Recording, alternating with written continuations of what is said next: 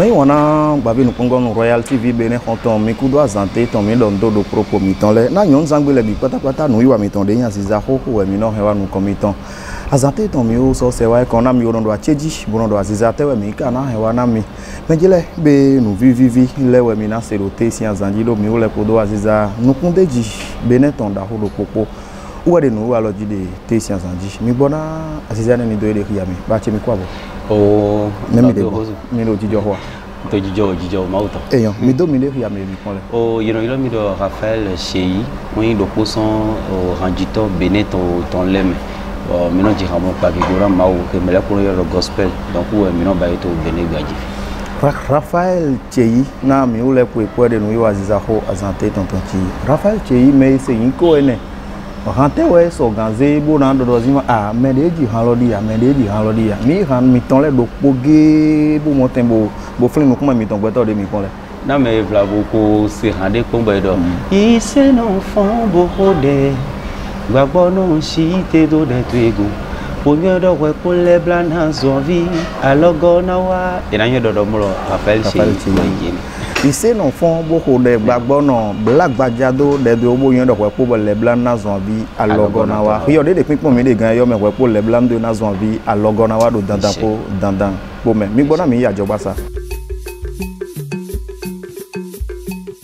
bon mi le dinero mi kwa kota gbede mi le gan le ko mi na do ya no amele file a hon kan we me le poton idodo we mi le fi wa se tambi to te don e ke mi wa a ino village en passa dawo wenu mi ku be gan do tanko de beneto me fi ma wa gboto ko me be wa se tante don agbo me fi we na jijo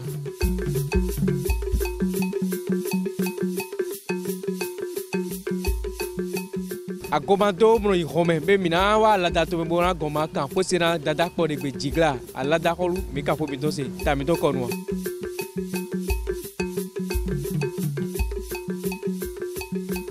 nous va se tenter ton et comme ils ont dango kakawado savalozi torolome savalovi sunu savalovi nyono nemi fon bon magandia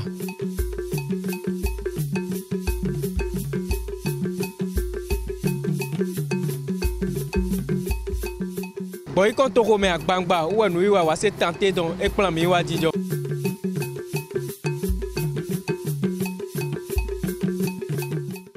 nous va miton wa se temps et remi wa greko widazi torolome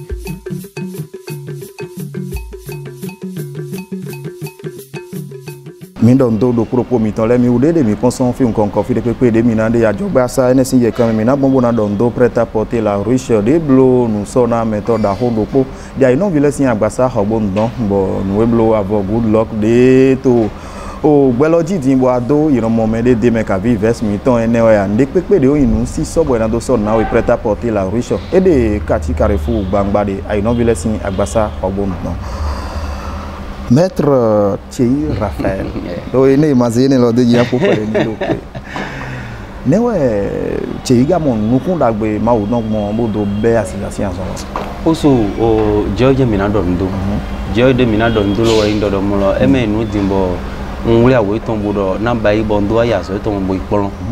Jiwu we juro de ka juro mo lo indo do mo lo son o mejito ko mejino ko se henu megbon we ko nu ano etonson bo yin sisen lo ko son hanjigan awe ji baba yin hanjigan ya so so yin hanjigan bo ka jivi aton yen ne to to aton le me bo no yi ho ko do yin wana na do ho nu instrument ile po ko me no choral me te bo baba yin me de ke ye no jo fi lo le do be lo ba nde juro ye donc ene lo me do a vivite na do se po no ko nu le bigbojo to ka so gbodo mejito le jibo e ma dodo mlo e o mi jodo mi ekun we ma we amo ye do ni aya so me se we ma ganji no ejuro na bai na jodo ahonu ko mi ga dini ahonu donc azo me yi lo evan kan bo mi evan kan de go kaka bo oni wa juro ji ho ye we do bo mi aya so mi ka bo bio collège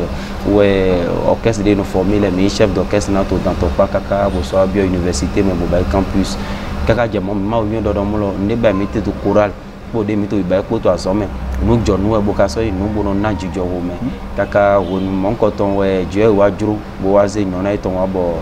2003 2004 mi boursier to conservatoire fi no pon no ki ho ranjim lete to Bruxelles fi no mi bo dogmo et wa son bo plan loué et na waze au taekwondo de temla kondo be akaso gbede me lui me des taekwondo tenal on était au nombre de 1300 bon je ka jurubo nyamei do poson benes viditile me we so ayi meti tant au fine fire so na me ajode voter bon so ayi boy ba formation des formateurs ye plan nous me na plan nous me ene lo de mi abai bo le ko ato 2006 2007 lo we wa to nu de mi bi bai to egbeketi wa to yin bon mi do no ko mo ke me ho da ko le sabo han le anel olive john na kaju senele donc de mi ben lo son e fie mi ka te dine fie mi ka so je e so to je social lo donc ku no mi na do Raphaël che yena chena mi no gbeta de me mbo ko mu pon akavi de mi be na mi udodo mo ko mo o gbeta me we no na do fle no o ni lo disque vinyle lo we dina do ya no titan we de mi bai kwene wendo boy dondo bio studio le boy do ko no le kwene wendo 4 ans ouais ouais pour ya che ko baba che le ko sin choral bo mi do ko no apa ene be mi abai Chris TV o beta de mi me ko no ganji nja 4 ans ko yene de do mi de hante we mi horo e fide no blo agbon do tele o bigbo we ton de tin bo no ra han gba hun ba ka so ko ma se de jibo mi ka bai to awon lisin ayi gbaji mi fi han lo mi fi han lo anyway no jibron dodo mo lo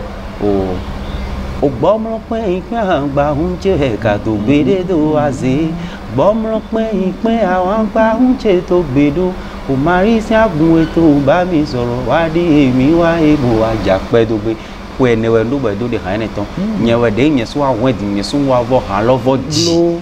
me mo me han wo che nton de ahoho mi so go efo so wa go efo voilà donc we ene do bo by studio we ne bo nye ko bo mi do ko ne mi pon ganji to mi ton bigbo we no mi ton bigbo we vi mi o su papa mi do bigbo we me mi mo lo de do mi mo do ko mi ton le bi patapata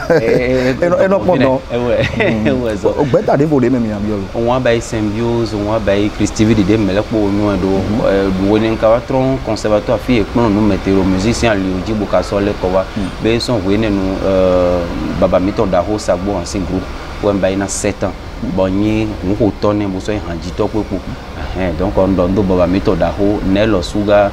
Zainab wa directeur artistique ne na Elena no bona nyo be na sesi ko na le mba ko John Akadu so supo ko mi abio o beche le mesesi me ne le aneli we afati ramu ne le no yana jira bo na jira do man ba arrangement bla studio ko ne le ko mi a chene ne ba ji donc mi ba beta susu polyrythmo on so to polyrythmo me on so to Black Santiago so mega donc me yin me ho na mi to do bon hanji si côté ko bene gbaji le po patapata we mi wa jiwe ko gbon bo me po ko yan bo ka so yo no mo lo o video vie be he do na zan e na chena mi akuno gbe to gan so na mi gigolo hu gamo Chris TV beta Chris TV to o han de ze mi ton do tan ne me mbaro mi ni han lo di e de na beta oto nye to kule pon me boto hi yo lo we chale si yo mi wolo ni Vai lo zetan lo me eze ganji eta utu wazombo mingawa de minde de voko de mi ngalo godo na chera mi hoda ho mi kambia do gbeta susu onyo eto bene gba yi fi dodo mo lo ogbede mo no den to ayi gba mi toji ni no mo le no pe de eya amo me ro pole na lo so me ka bi nde na gba ni me kwesi kote ga nyom si kote ka bi nde eno hen nde gble jaja amo fi mi to gbon bo te to alogo jo to me dodo mo lo Chris TV sin gba ni lo e me gbeta de bo so gan gble na honton aton malando do holo na ganji ho so hoton aton Olivier Eli kodo Josaphat po we nyesu in honton na amode mi to no hoto symbiose gbe me yero e juro mi na mi ni de ton jegbon donc Raphaël honton mi to ayin ba no ko no mi wa ba na arranger alors que mi na jira ha le do mi ba no ayin ma do ko de ne donc studio mi bi o bo cha zone le waji kaka ba to han ro po we bo hande mi ye do bona bayi do le pona do sobo alo kulo e ma gbe sobo no yan bon mi ze bi ki to ta me alogo je to mi do won il sait non fond beaucoup de alogo ma to me de ma una mi bo do won nye do jibo ile na fofo jiwe e me do do beta lo me amon do to alogo na konton ye na ndo bo me de mo gbe to do he na ji e ji wo so mo do e ma yi ne mi media so se ma yi ne ouais studio de mi azote lolo den do mi do mi bojo gbe o ton de jimo bo beru amira afel lo do mini jodo no mini jodo e ma india yene o ha me ha de do jodo boy do de to bo do tun do de go ton po ha lo do tun do de go sun ze don me ko si han le pon le ni a mo ra fite me lo me de ji han le lo fite kale beru de pe ama so je fire gba mo gbe lo me jan bi o de yen do bi o Christi vi gbe me gbon ne don ndo ni le podo la ni to mi do hon ton le we no po bo ba gbe me do mi a ba gbe bo do hon ton Wazombo tant l'homme mamodo année 2000 2001 nele 199 fois 2000 nele nous boda gun susuko tin amon salome nous comptons agun dele ton mako yigbe dodo mo lo ye ni kan agun vi eton le do popo agun gbe de vole po ni ten christianism gbe boy lo christ sin ko dego agun dele ti bo mo kaka je ti ma agun dele do ma do plo me ko yiro ma ona na mi le bojo ma ona na mi le bojo donc agun gan le kun ka wo an melele madindo eni konkodo agungbe le pobo nlo le wa chikicha wa jemi le lopo no we ne nle ka mi gbe po mi pe vidi mi so pe vi hu gan moto salome bo mi kana zan ko bona de nu ton bona ba nu le po bo fi mi gan ho nte bona pa gigo na ma o ye no de mi ko mi ton son lo le me do mi ma ho nu do te ton to mi ma yin agungbe do po lo po e me po ka do Christ yi lo ton lo le zon to we ne nu ni anga de ko ton ndo na do mo ko e bo ko na ka ko de ton bo ko de po ma so tin ando danda mi ni gbo din jobu de bona ho nde me lo ko ka ko we ma je fide ton dai donc me lo ko so che pipon jiro fite mi na monte bo e do gbokun ne mi ene lo le mewe do monte do mo lo mi do achi abo eno to bo mi ma so to ndede to e ma so to mi mo ba e me we mi to de ni ma do na mi na ve sin do mo lo ogbe gba do ko tu e mi gbe mi to ma gba do ko tu bo so mi gbe po ka je gbe ni ra fe se dende ton wo gbona do ton gbe ni lo le blebo no se bono na iho e na mi ho so ko ito me we opo do de ton don mi mo do aloju e to e de jo ejuru bona wa so ton do ni wo ni ra fe se ka polun nu bo ya so me bo ni expert ganji amo juwe ye we yulo mi da so mi to we na wa bo mo hanji ton dali donc nyama so gan din azon de problem bai zero ma ji han logo we so mi na do mo do ra fe se gbe poto azon ko mais de la soto hanzo eto ko amo nde vole ko yin a lo nu zon de vo ba eto bi bai be je nu kona hanzo lo donc we so bo e me do gbe lo magba yin gbe pura aliology ye le soto aliology alopa de vo amo mi gbe poto po to wole ko ma o gan so na mi o so bo mi wure a wo yo povu de mi gan mo bo yin wana ma o si han le Christive gbe poro yo povu le former bona do pon ye piano de an ko le nu le e ba do gbe lo e ma gan gba e ma gbe de na gba de ma o ban ka so ni ke we na gba wa ina komi do po kaka do Christive o Raphael che ni do zima ye do ko mi bi o kan zon lo me kaka wa je din ko ina bi gbagba me we to ni fi en lo sin tene be u de bo so le ba mo do ra ni yo jimi de me do lo ne me jimi do le o we nga bi studio sin azo wa do lo ni donc ma o ko sin pro mo jo do mo mo ko do ma ga do mo lo ko sa yi bo mi jimi popo e jimi popo ni sa yi popo mo a o vete ke a we de mi mo son ko ine ko kaka wa je ndo hangbe zon lo o na do mo mi do pe ra o vete o lo mi do jiwe do mo lo ye me desi avi ran bodo to no kun do le na se ajije do gbe e ba do mo lo wo ne jo yi lo we do nde kan bona do han togun le gbe na do se son ko gbe to me gbon han to le me e ma yan awo bo sirunde na fi eyin won ti to ezi fun no di na do ledun mo lo we kadura no bona yo yan amo awo ve lo yin do mo lo lile susu no timbo na do jigbon han sin dalile amo no son ko de no vla voix question alopa bo e mo lo gan no ba nde juro me to we ton ene lo no yin nu wo no na wo ve pede amo mi ye ne lo ta idi do mo lo un ton pade mi ganze do logo blan do mo dagbe bo sisen lo ton kun mi ma gbe donc mi gbe pode go jan podo do mo lo o han jiji gbon jiwe we si dali to benefi han ji pa we ma ko bo awu amo an to ji han ma no pa jo kede to me fi bene awu fe certain so supo gan me to han ayi ho me to tatale ji we ndo do mo lo fide agan yi dimra ide ko nu din ye na mo di festival fide do mo le na ko nu da hote ye na mo di do mo lo o me de jo nde bai bodo yulo me amo nu de benevi na do mi o me benevi ai gba eji ton le mi wona susu yin do mo ha e ko se bo yin wona bo he me jaya bo do mo ha e he me jaya to bive to bale me to boîte de nuit le ani le no ya uze hu gan o ha de do ma uzi ho ma lo ne kai kun la yo bo kun la bo janu o ha bive me bo kana se jame de do mo ye ni ju ayo do a era ve o donc me ha ni le no se ta amo ha de na vivi me bo do wa nu yo finu wa eni le no na jijo ho ta festival de makati di no Benin de Cabo Verde festival o jiwe si pato le sinu e mati e ba do mo lo ni do me e no ji ha e ho mele mo aton wa ko me la mo do po e na ve a donc a ouvert so support alopa e no so diga mi ga mo do mi no ho na me mo no ji ma o sin ha le si mi no ho na mi no ho ko iko ganji no ya gba sa sin ha le voilà son reno nkodo bio no yi ho me di mo do plombo le ko wa me susu e do hudonu na do ba nu be na do nyo ha na do vivi donc même mon koto le ni e yiro mi do azolo ko mi no so gbe po yepo amo son sa de megbon mi na mo do mo lo ma so to nu ko po yepo to o nu ko te de na mo me bo na ko to sen ji lele ma so ra mo mi bo na no ko nu po yepo na te ton to o yiro lo e aje fogbonji ni e yiro mi e do hudonu che bo na we he gan no bo na do nyo ene wo me ko gbeto mi na do kan mi de amo na do no godo na mere voti bo na ko nu ayi ho me sinu ma so bi baiba mi de do bi pata do yolo we ma alio de ji mi de lo ma lo wa alio de ji nteti lo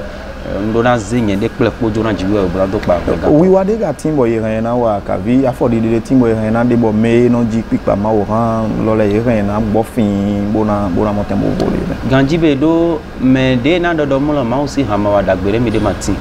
e ba do mo ni ndo ndo ganji we bo be to do na mo alogo e ma yin nu bo ranji to de no pa ma wo na din alogo e no zi alogo wa jo ni na ni mo tento to nu kon ito azolo mi na gbo ha to le to dali e na de meson alu mi la kanji ha to le na pon nu me bo lanze me do alu dagbeji amo me po yon de gbeto yin gbeto jo ko sin to so mo bo nu e na han yon na wa na lin don ton agbasa to no hen dendo wo so bo e do no nya o fie sa tusu amo nyam mo do mo lo nu de gamba yin wendo gbeto e ganyo teme awete tonton bonado ye igone bolado nyo dodo mo lo azon de wa to jiwe se anzo wa te bo ta ide no sisan jiwe ton de he na wule bona bo wo sin bi bayi me ya se so ko son jiwe si gbon han pipa ton le mi don do ko mi to le mi na bi do mi ni so gan le nu kondo nu mo ko ton ko na me ho mi to le ide wule awo na o ko jiwe ton gbon han pipa ton me ni ma bu to ai gba be ni ton jiwo lo ra so susu wa na ko no bo to gan so di ke bo e mo na bu ko gbere ba ko na bi che yo de ton so ko de no be ka je so when ko beka je di de ko to di do mi do yin do o yilo de yilo mi na lo ma yin do mo lo mano na tan de we ko do de nto e ba do mo ma gan do na mi di do mo unde awo ton de wi awe ton ingan de to egbe din bo je sere ja so mo lo ko so de voton na te ton to ni no lodo e ya de to no de to ko mo ko ma yin do mo lo ma sanu tu en do bi bayi e o do ni no mi te jo micro do bo mi wa je studio no plan no me donc edo musique lo je ba nta mo so ndo dudu che de vole amo che lo yin do mo lo ni lo jo do bai no bai ha ko lo mo de ton ema yin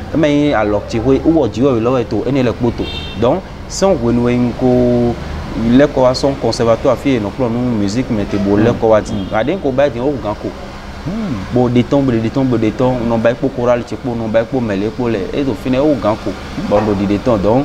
chelo indo do mo lo e ya jo do ya fon ya studio nu le ni po no ba po mo de ton ne lo ga no wa gbon no wa gbon o han si ho lo gbigbo si ho de ka gbigbo si ho mo lo indo do mo lo o he na yin to don te mo ni he e na ze wa bo na se o han gbe lo we lo okun lo ma ko de me nu kikan lo nde han lo na do ma ko de me na ko se melody han gbe lo wo na ko wa bo na won la wo do te but di dogmo over ho no na de me va ho no na de no ho gbe to no ya bono do ye ina de dogmo no black pe vire ton dali chelo ne bono do we na de gbono black pe re ton ji bono to bono do yiro bono do biyo ki go ma to me ko te to me bo no to han lo le won la ni won kaka bo won la jo ajo le jo no ade anami but de na ba gbon mo to mo le po so no ba yi to mo akuno gbero to gan so bo na mi o gan mo Raphael je de han de mi ga ojile bi pátápátá me han te wen de mi osu pa pa le eno jiu na mi bo eno jiu na mi o ni de hade ton ono mo de to han lo me bo me de fole so no mo e de to han lo me ene lo do ya do mo lo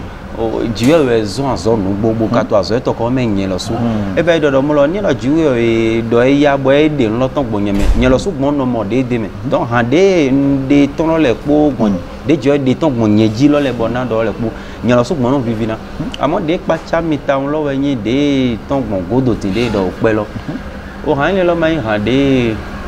na do mo lo o nu e bo eto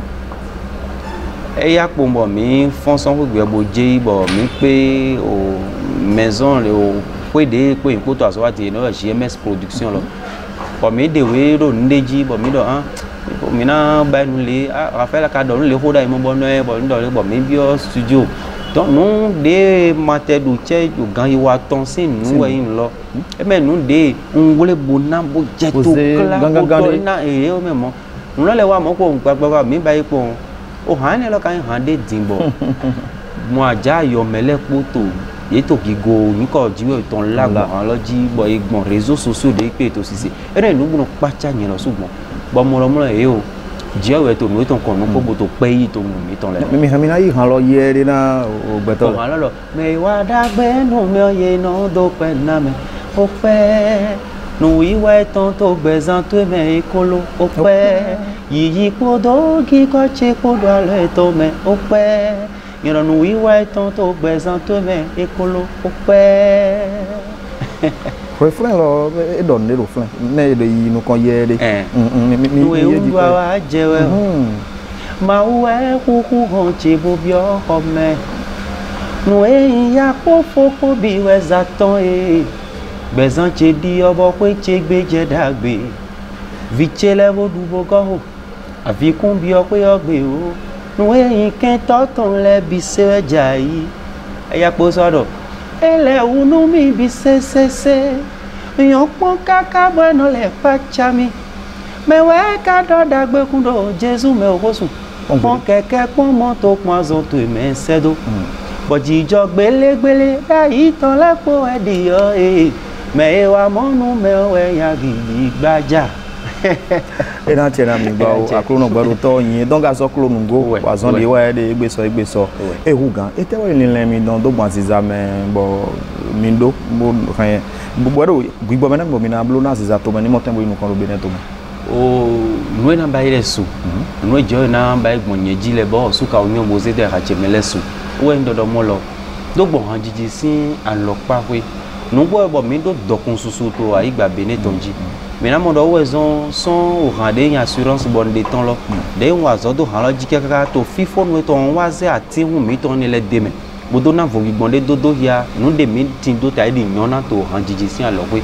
ni mi ka so ase o pe lo su mi mo do un yi no sin ayi gbaji bo yi ti penti chenchekeche nko de wo su me bo wa pon fi bon so ze gangan de po bele no ho ne ja baba le no ho ne on so ze deme o so apo gbe si sin fe bo so ze hu to mo so ko deme na ni do nyu do nous ko mete beto le po de to alagbada ji le po na se amoni eto si se vo gbigbon loton ina ndo ina mo do an mi le no se amo mi le mo ko he lo dem gbe na nyo le o beneton we dokun mi ton eni lo mi dura do hia mi na do hia to gun le nu le dokun mi ton amo hanjito susu mi ton le ye no din na do kodo mele po pa do a mele ba nu le ba nyo lo su na ba iga mi me po na ba nu po lo mi he mi no na ba nu po lo ku di Nigeria le do lo menu le amo meni ma won jinu en dodonu meton de meko meton le jona jodona mi ma do na won jinu le donc nawe ka no zede megbon ba mo no jan tito me ba mo no henu gble bo ni eto hansele alo suna vonende alo e ma yin e ma ko ndemi ka bo vena hu alo amo na vo alo na vo gbogbo na no ba igbon mele po ma yun ni ro je ka na juro je po jo me ko ngbo mi pon lo bo wa mi na ma na gbeto le po eni lo ko yin le lo po bo to ai ha mi ton mendai bo mi na bai me kai han ji to ji o ton le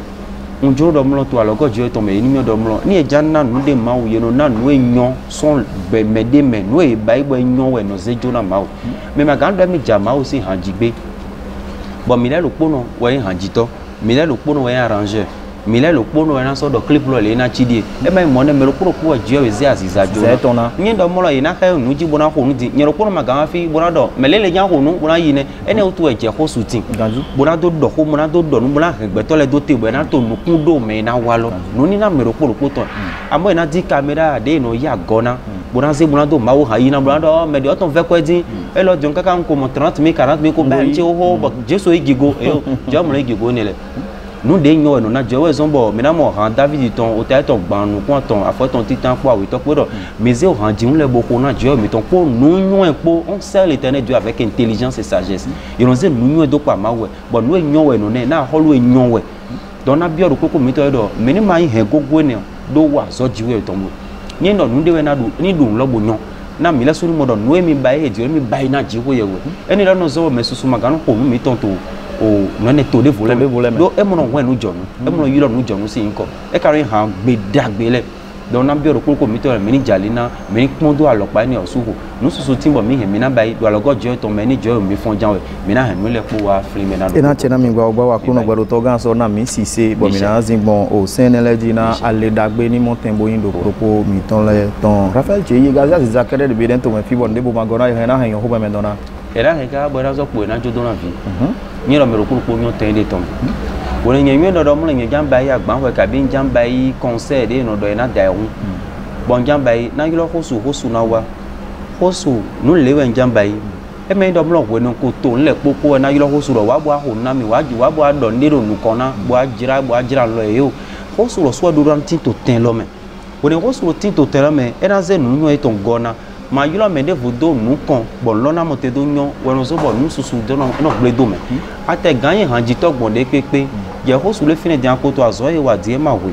amo gbe do po sin azo de wa bayi bo hen ko to ton bo mele po nu o han do po no dren han susu de po le ton ku be no nu ni no ganye lo sin wonu we ni na ton ama yilo gbe to do gona de we bon melo ko na ze nu mi ton gona ano he me ka bo jo hen do na vi bo fina do ku hen to fide lono nyana ti lo le ni yiro yulo me do gona e bo po me po na ze dia jala zin lo bo lo na ze ya gabo na do no ni no mi bai mo nu gbo nye na wen je ho su na wen wona me awele ka to wi wen e bai do me de vo de tonton mi ton kai cameraman lo su so wi wen to me po na na ndudu henu me mi ton le be ma so yin do mo lo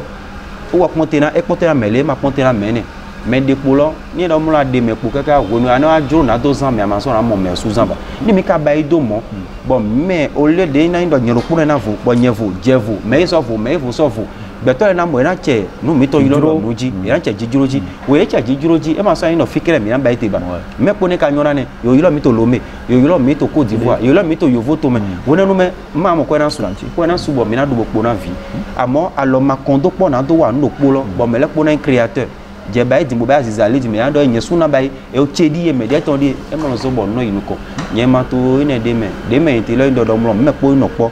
ni e wena me do po di alia me lo po na so gbon ji mo na to yi me le po na gbon ji wo to yi nye ka o do bo jo su ka o nyo to gbezan che me do dogbon nu de na bai gbezan to me o han ji to beni nu ade vole na so do ale nu de na bai gbon to gali dandan jan eni lo komite eni lo mi ka do na bai anuse ena chena mi gba akuno gba to na mi won o gamo Raphaël Cheye mi hangbe do po bo mo tembo so na me mi pon le ye ni mo ten se ma wa ja lona weke odato wi we da gbe lo bo da gbe to me o ma wa ja lona a pe nu bi nu eyan le je we no wa me yede we po bonu gbele ye so we su bonu yan jeli nu akuno doji pe agama we unso nyede bojo nu ajalona vlavonu de wa jolo we me zemi do ana tena o gba o ti de te si anzanji ni mo de bene to mi ton le da zizame e no mo na mi le boyan o ho jan ho lo o de ka ho lo ndo do mo mi ma gan to we me de amo o alode me ko mi to le du ko mi na pon wo mi na yi bona chale lo zanji bona moten do gben kan yoyo do kan koko nu do de aziza te to bene igbaji din lo ma dido na no mo bona Regbeto moya jijeka bo hanjito lo suna juro vie mi toni jira. Eno jabo hanjito lo suna ponka mo do viche eto hanji de allo deze de hanjito we jan bo no gbene aluklo da ma jira do nye baba ti osu nye baba lo ma opami. Ba ko jena so azi alolo e ba do mo lo eto buna me na do hanjito to aigba bene tonji. De katilo manyo mi magando nde ma de aholu kwa aholu je minamo enyo aholu eso ble aholu je na so yi gamblo mo bena yo no de mi ka gamba ilo ndo do mo ina te ko mu la wule awo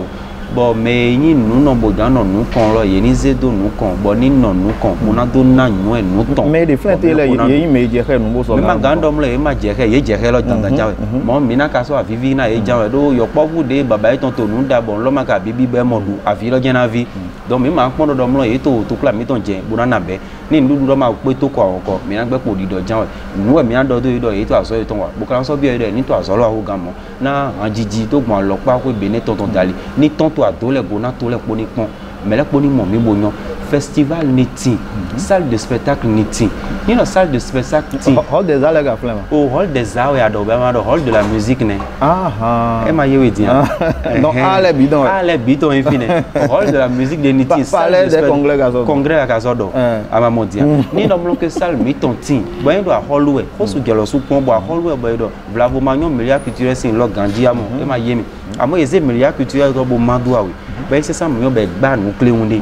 do te bo ya hall we gba ba hall yi mele de kon bo egbe ese remedi e do vendredi samedi ko dimanche ko yeze artiste atombo egbon ni leji bo wazona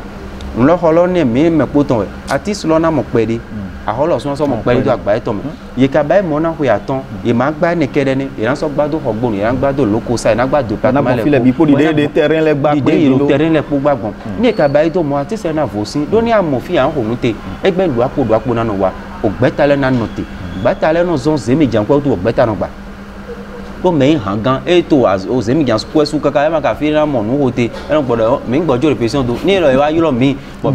mi na so pli mo na so kun le mi ni ka ndo nu mo ko ton leti mo do mo le na le dagbede bo na ren igbole po jaya bo hanjito e na ji han bo na trompon mi na mo hanjiji lo le di on ko le ko ma so vivi ba do te to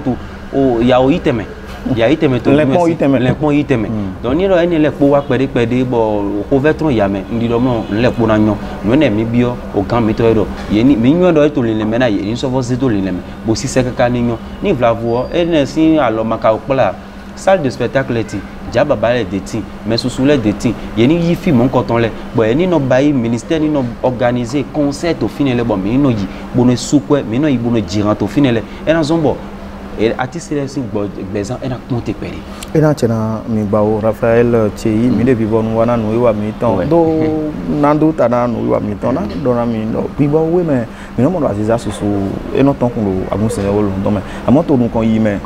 ye no ye gbe mo lo bi do fifon pere no ju agun lo do bo no bi wa le o de bo je te o to ezo mo eno yi mo o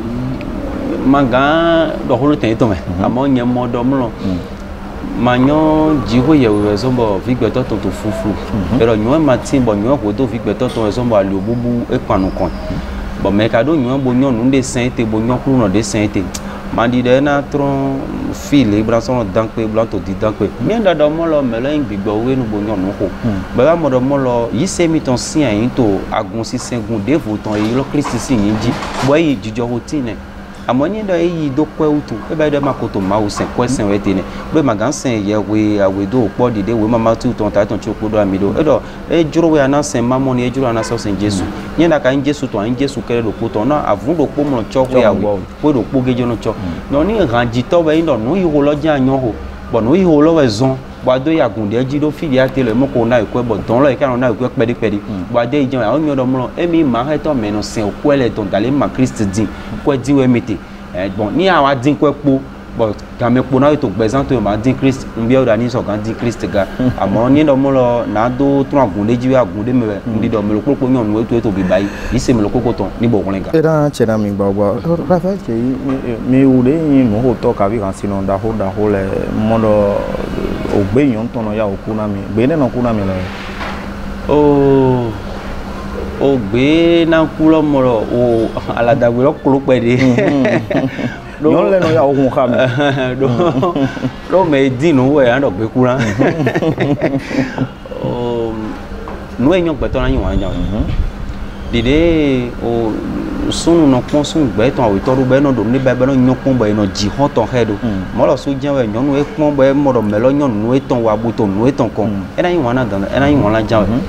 amo jemede vlavo yeto pipon bo yeto lile wa yin ton zedo no kona jelo na pon de we nyen do e nyon na we e nyon ma ba anze ni negbe to kulo ba doze anze do no mo ko to maga ha ato ni de bible no idagbe gbe to ra mo ba na juro jan nu mo ko le juro mi pon o nu mo ko to ma ha amo do mo juro ton dali jewe to mi won le gambo wa chena nu mo ko to gbeza mi to nyon na be che ga nyɔnu do kpo de do lo o wɛ do o ka sɔ do fi o sɔ fu bɔn jɛ o ko sɔ na ya jɛ bɛ ti to hɛn. de bolo mɛ do mɔ avlavo do zima le min bana in cɛ itɔn vlavo wa. ɔ ni ye dɔ jɛ o nɔna min ni lɛ kpo de mi gan dɔ kpo bona wuli awo n'ale ha itɔn lɛ gba ha itɔn ni sɔgan ko wɔn dɔ dɔ mɔ lɔ ali o de ma ti to finɛ do dandan nugbo wɛ gbɛtɔ mɔ nu dagbe na dzo bona ko avun etɔn na do yi ete gbɛtɔ la mɔ bo ma dzo amɔ wo nu yɛ o dzro lɔ wa bɔn mɛ ye ka to kpikpɔn lɔ suka o de mɛ do anadzi do gbɔn ko gbɛtɔ mɛ yɔrɔmɔdɔmɔ a ali o ma gbɔn fi ekpɔn te na mɛ ni kpɔn ebo ko do ɛhlɛ na ali do etɔn ni sɔga do na dagbe bɔn mɛ kpɔra do du sisan lɔ mɔra yi ha mɔ kɔtɔn mi n'oze do te. e na cɛ na mi na mi alo kan de edzi sɔga yɔrɔ mi de ne mi kpɔn lɛ do kun do mi tɔn vlavo. mɔdɔmɔ lɔ to tita mɛ wɛ na dɔn do hosu na dɔn do cameraman tse lɛ na dɔn do gbɛtɔ lɛ kpo haya tv tɔ lɛ bon na dɔn do pataki maison de production mais ezi alo do akon boto alo gona mi do gbon kwe kodo wezun kikan la poto dali ke GMS production lo mi na do do susu do ni ro mi momento egbe eti wo lo to azo wa a fe se ko tin hoho amo na do pa mi bo na do yan wo bo na mi me mo nko ton lo to te boto azo wa na mi to do do jiwo ma di kebo ira ba do apo vuvu me amo jujo we na blebu mi ton le na na jero su na me ko bata bata ni do alo kan lo ton we me ida mo ho su bo yilo e yilo mi ne me ida mo me pe ko yilo amo maison de GMS production lo ni mi ogbe taper to no mi to jipo binamo ni no mi so dino menamo 67 59 22 29 menamo do mlo aluka mito o so gbene bo mena yiro mi ena chena mena do GMS production lo su pa kan la wo na gbon ye kan do me bo na do mena wa idama Mathieu Grand Fide na de gan yo meno ena chene na nu de ejuro boto wiwa na siza kuno gbaroto de no do hu won la mena me e gan do hon ala mena wo hu gan o mo mejira mi do mi o de no pon mi son fi nkan ko be do mi no pon mi son États-Unis le bi pata mena o hun inu régie on dit Théophile zinso digbo dia fait na be ne vu men le boga États-Unis zin to lo maintenant mama Renfort Delphine mi do mi o su pa ne mi a bi o France zin to lo me de be na do o na ji no ti dagbe hunbeji mati do podo Salome loko no honoré no hotein ma on mi le gba o do ena chena no emi to wiwa be ne to me fina do roi central de la vallée do mi ulewe de gbebo inu wiwa e yo le do akondo zima mina monte mo ho do bronzindo so do la reine do la reine rozima ena chena miosu pa reine akadiri ma on miosu do ena chena mi be ma bon ye kan do plo me bona do na mi do nulile yo e o mena o do poton na wo e ya for de do podo jenu kon na mi bo yo ze se hwe bo vie ton lega no podo mi do na bloto mi ton sin gododo mena o ye hwe nu dansu Jacques Jazikul de blo premier lopo to ko bon sin to ko lo me vakandon be ena bloto ton sin nu nde azan we ya we to podo azan we ya tonto o sun atonto ko de me de don yo de vacances to ko lo me don bo e de do pro mi ton le daro mi wa no godo na mi na avo de weze na nu wi wa lo bo avolo yeze o san akwe po oyene 14000 francs podo ogba kun sun ton ka be yon ton aporo da poro apo aton e do mi ni no godo na mi azan we ya we to podo we ya tonto o sun atonto ko de me mi de ton yo aporo no godo to gan so bo kan me po mo azan lobo nu wi wa le na mo tembo na yi ji o me be mi na yilo Royal TV be ne me jele be alokan de gbon do na me yilo mi ton le uji we mi na yilo mi de ka 97 56 95 43 aziza we yin bo abana wa nu wa yo ji mi na to po ipo be na je ngbo na je gangbe be yon san gbe de ja ne do ma o le ko wa mi na so pere nu wa mi ton aziza home de ji jo home